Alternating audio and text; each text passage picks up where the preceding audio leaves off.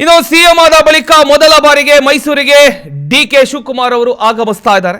ವಿಶೇಷ ಹೆಲಿಕಾಪ್ಟರ್ ಮೂಲಕ ಮೈಸೂರಿನ ವಿಮಾನ ನಿಲ್ದಾಣಕ್ಕೆ ಅವರು ಆಗಮಿಸ್ತಾ ಇದ್ದಾರೆ.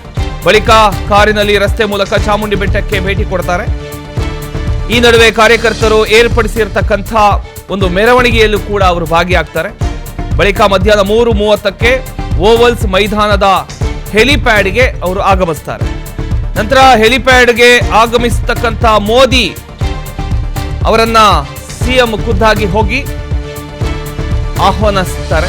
ನಂತರ 3:30ಕ್ಕೆ ವಿವೇಕಾನಂದ ಸ್ಮಾರಕ ಉದ್ಘಾಟನಾ ಕಾರ್ಯಕ್ರಮದಲ್ಲೂ ಕೂಡ ಮೋದಿ ಅವರ ಜೊತೆ ಇವರು ಭಾಗಿಯಾಗ್ತಾರೆ. ಬಳಿಕ ರಾಮಕೃಷ್ಣ ಆಶ್ರಮದ ಕಾರ್ಯಕ್ರಮದಲ್ಲಿ ಮೋದಿಯೊಂದಿಗೆ ಸಾಥನ್ನು ಕೂಡ ನೀಡುತ್ತಾರೆ. ಪ್ರಧಾನಿ ಮೋದಿ ಅವರನ್ನ ಬೀಳ್ಕೊಟ್ಟು ನಂತರ ಸಿಎಂ ಡಿಕೆ ಶಿವಕುಮಾರ್ ಅವರು ಬೆಂಗಳೂರಿಗೆ ವಾಪಸ್ ಆಗ್ತಾರೆ. ಇವಿಷ್ಟು ಇವತ್ತಿನ ಒಂದು ವೇಳಾಪಟ್ಟಿ ಸಿಎಂ ಅವರದು.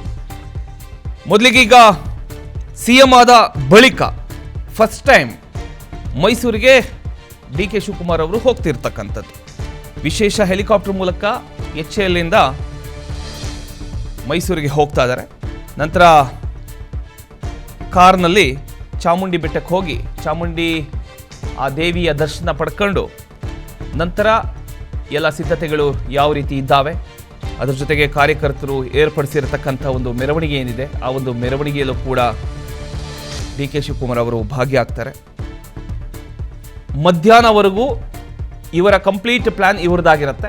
ಮಧ್ಯಾಹ್ನ ನಂತರ ಮೋದಿ ಅವರು ಬರ್ತಾ ಇದ್ದಾರೆ. ಮೋದಿ ಅವರ ಬಂದ ನಂತರ ಅವರು ವಾಪಸ್ ಹೋಗೋ ತನಕ ಡಿಕೆ ಶಿವಕುಮಾರ್ ಅವರು ಪ್ರಧಾನಿ ನರೇಂದ್ರ ಮೋದಿ ಅವ್ರ ಜೊತೆ ಇರಬೇಕಾದಂಥ ಅನಿವಾರ್ಯತೆ ಇರೋದ್ರಿಂದ ಅವರು ಜೊತೆಲಿ ಇರಬೇಕಾಗತ್ತೆ. ಬಳಿಕ 3:20ಕ್ಕೆ ಓವಲ್ಸ್ ಮೈದಾನದ ಹೆಲಿಪ್ಯಾಡ್ಗೆ ಅವರು ಆಗಮಿಸ್ತಾರೆ. ಹೆಲಿಪ್ಯಾಡ್ಗೆ ಆಗಮಿಸ್ತಕ್ಕಂಥ ಮೋದಿ ಅವರನ್ನು ಇವರೇ ರಿಸೀವ್ ಮಾಡ್ಕೊಳ್ತಾರೆ. ನಂತರ 3:30ಕ್ಕೆ ವಿವೇಕಾನಂದ ಸ್ಮಾರಕ ಉದ್ಘಾಟನಾ ಕಾರ್ಯಕ್ರಮಕ್ಕೆ ಎಲ್ಲ ರೀತಿಯ ಒಂದು ಏರ್ಪಾಡುಗಳನ್ನು ಮಾಡಿಕೊಳ್ಳಲಾಗಿದೆ. ಆ ಕಾರ್ಯಕ್ರಮಕ್ಕೆ ಪ್ರಧಾನಿ ನರೇಂದ್ರ ಮೋದಿ ಅವರ ಜೊತೆಗೆ ಡಿಕೆ ಶಿವಕುಮಾರ್ ಅವರು ಕೂಡ ಭಾಗಿಯಾಗ್ತಾ ಇದ್ದಾರೆ.